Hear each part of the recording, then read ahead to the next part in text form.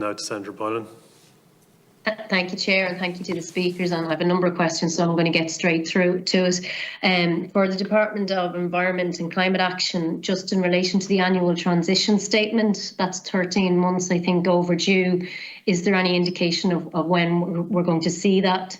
And then the other question for the same department is around Section 17 of the Climate Act, and that refers to the relevant bodies and how they perform their functions in a manner consistent with the Climate Action Plan and the long-term strategy.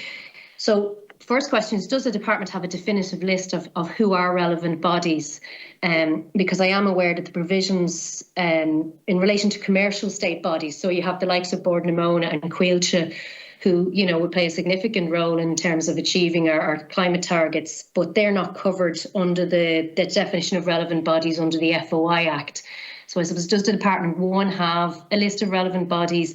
If they do, could they share it with the committee? And I suppose then finally, when will the provisions of Section 17 commence, and how does the department anticipate relevant bodies implementing those provisions? The next question is just for the Department of Transport, and we've heard a number of times at this committee now around, even with the incentives that are there for electric vehicles, there's still a preference out there among people who have the money to buy SUVs.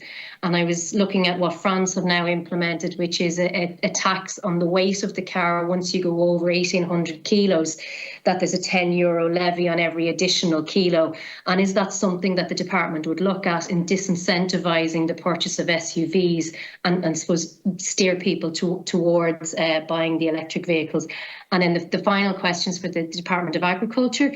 And I know that in the opening statement, there was a reference about exploring the potential for methane reducing feed additives in relation to pasture livestock farming. But is that technology there? Does it even exist? Because my understanding is that, I suppose, if you're giving the feed, then you're moving away from a pasture-led livestock, and you're moving to feedlot type farming. So what are the risks there from an agricultural point of view in Ireland? Is that technology in existence? How far away are we from it being applied? Or is there a real risk that we will move to feedlot type farming to use additives? Thank you, Senator. First few questions for Department of Energy and Climate. Thanks very much, Senator. Just on the annual transition statement, we will complete the annual transition statement and submit it in Q1 this year. It is the final statement due under the 2015 Act, and it won't be a requirement going forward under the new legislation. There are new accountability requirements set out, so that'll be in Q1 this year. In terms of just relevant bodies, we can supply you with a list of relevant bodies, but I think your key concern is that some of the commercial semi-states may not fall within the ambit. Now, the chapter in the public sector leading by example in the Climate Action Plan sets out a climate mandate, both for the public sector, but we're also bringing forward a mandate which we've worked on with New Era and input from other government departments for the commercial semi-states. So in effect, there will be a mandate for both commercial and non-commercial and government departments. In terms of when it commences, well, the Act has commenced, so last September. So really, these mandates now are for departments to start implementing and moving forward. But the one for the commercial semi-states is still to be approved by government, but will be in this quarter. Thank you, Mr. Carroll. And the next question was for Department of Transport on electric vehicles and taxi and SUVs, I think. Yeah, thank you, Carroll. Look, thank you, Deputy, for that question. I'll pass that one to Aoife, if that's okay. Thanks. Yes, go ahead. Hi. Hello, Deputy Boylan. Thank you, Senator Boylan. Thanks for your question. So I guess 2 or 3 points just to make it in response to it. So in budget 2022, an incremental approach has been taken. And for example, in the VRT rate, one change that was introduced is that the VRT rate for zero emitting vehicles didn't increase, but an incremental increase was brought up based on vehicle weight. So the 20 band table was introduced last year, so going from the lowest emitting to the highest emitting. And from this year, there's a 1% increase for vehicles in bands 9 to 12 on VRT, a 2% increase for vehicles in bands 13 to 15, and then a 4% increase in bands 16 to 20. So that's not specifically targeted at SUVs as a vehicle in terms of weight, but what it is introducing is an increased rate of taxation being paid on the more heavily emitting vehicles in the fleet.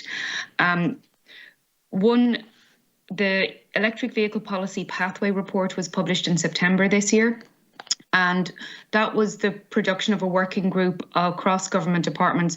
One of the key recommendations in that is that the government continues to assess the taxation and regulations that might be introduced to incentivise electric vehicles across the fleet.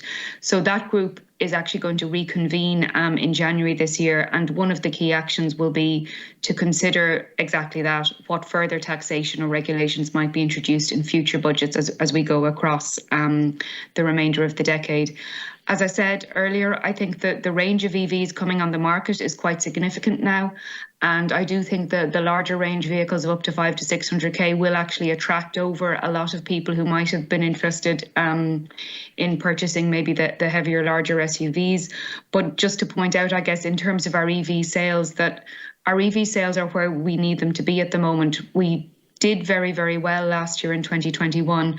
And although the pathway to 1 million EVs is a significant pathway and highly ambitious, we're not expecting to do a straight line trajectory and starting from where we are now at a low base of about 43,000 vehicles in the fleet that are electric up to 1 million. We do expect that it will be a slower start, an increase in the next few years.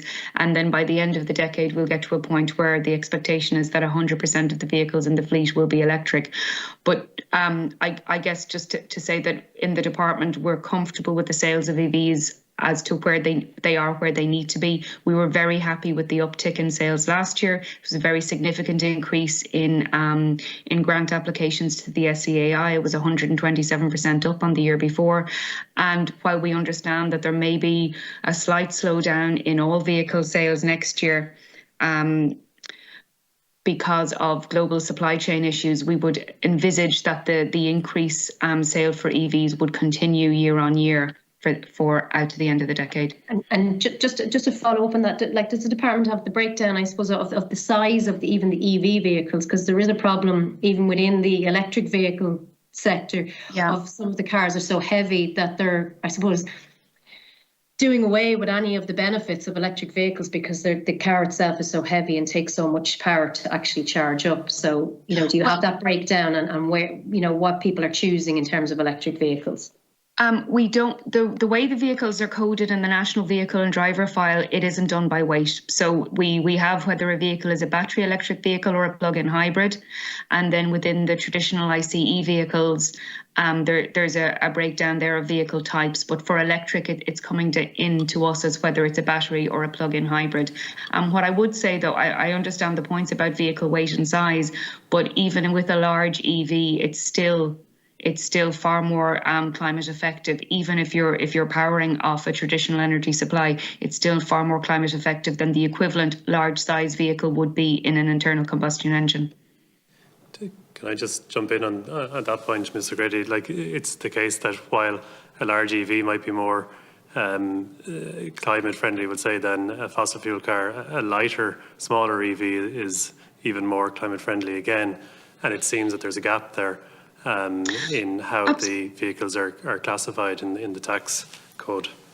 There could well be. In terms of government supports, I guess I should point out that one of the things we have done in the past year is we have kept the maximum EV grant at €5,000 for vehicles that cost up to 60,000, but we've taken it away from the higher EVs. And if you look at the large range of EVs on the market, those higher large EVs that are coming in above 60,000 are not supported by government anymore. In terms of the VRT rate, you get a maximum relief on a battery electric vehicle of up to €40,000.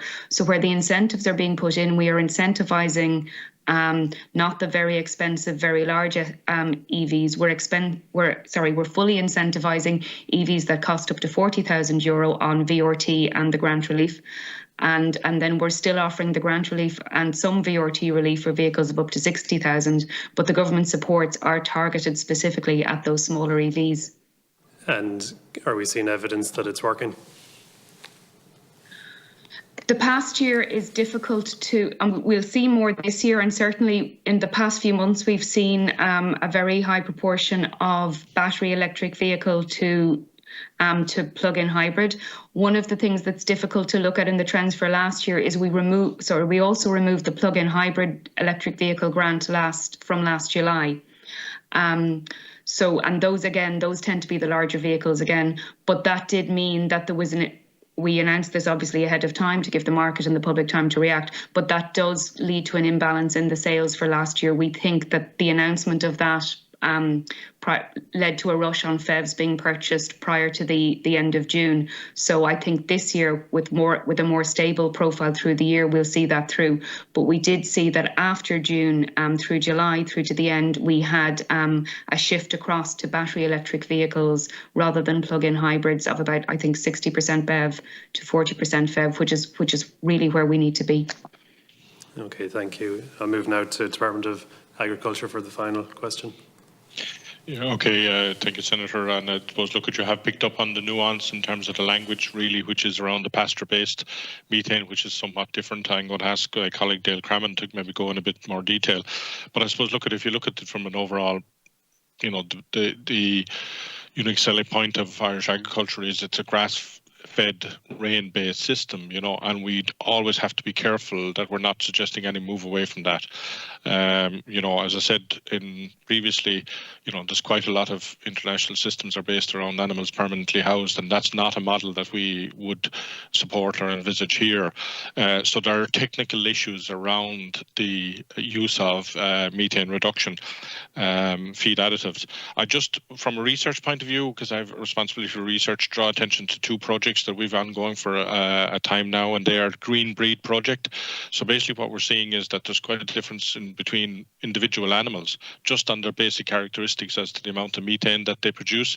And I suppose as a scientist, when you see that variability, well, then you can breed for that trait, and there's very good work going on in that section. Also, Metabate, which is the project being run by Teagasc, which is looking at multiple different varieties of feed additives, whether it's even olives, it's oils, it's seaweed, it's commercial products as well.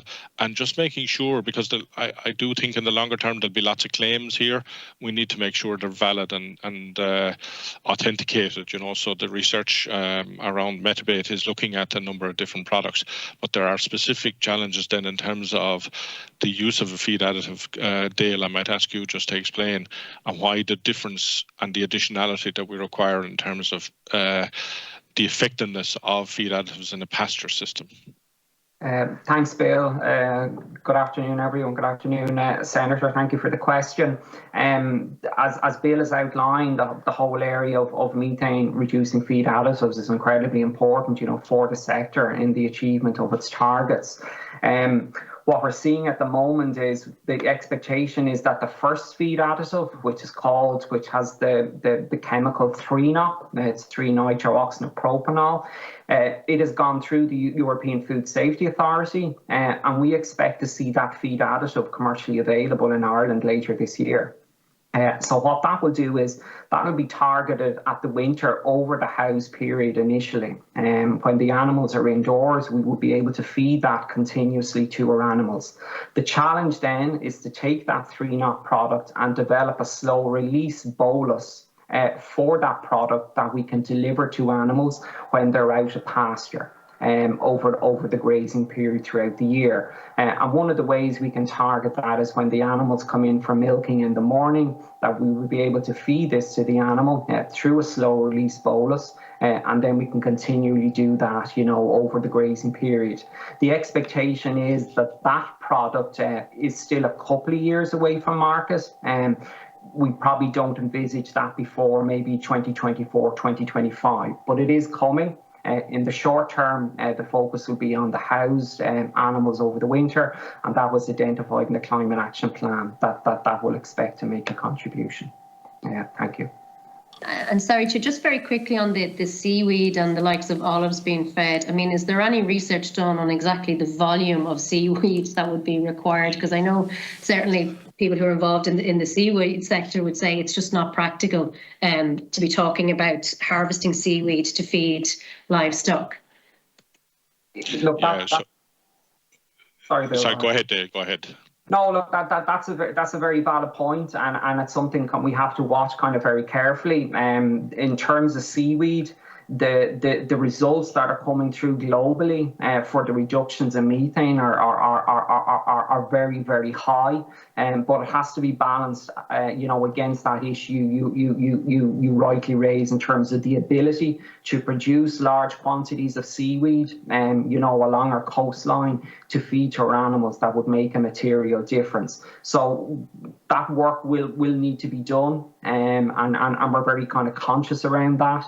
And from our point of view, it's certainly the case that 3-NOP is going to be the feed additive that comes to the marketplace in the first instance.